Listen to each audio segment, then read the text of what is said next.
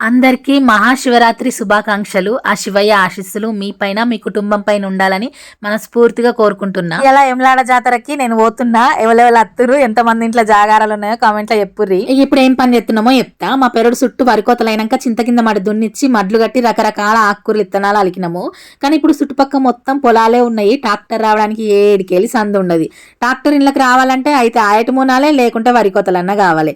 అందుకే కొంకలతోటే తవ్వుతున్నాం. ఇదంతా సంక్రాంతికి ముందే ఇప్పటికే మడ్లు కట్టినప్పటి నుండి 3 సార్లు ఇత్తనాలు అలికినాము.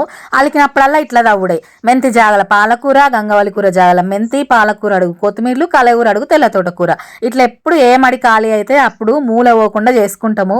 ఎందుకంటే ఉన్నది ముత్తాంత జాగా, ఇదన్నా అయినంగా చేసుకోకపోతే 5 కొత్తలు కూడా కనబడాయి. అసలు ఈ వీడియో చేయడానికి ముఖ్య కారణం ఏమనగా రేపటి నుంచి 15 డేస్ వరకు వీడియోస్ పెట్టా.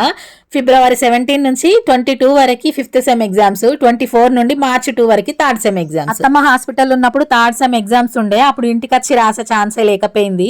మళ్ళీ ఇప్పుడు 3rd సెమ్ ఎగ్జామ్స్ కూడా రాయాలి. అందుకే 15 డేస్ అన్నా. ఇక అంతవరకు టాటా, బై బై, ఉంటా.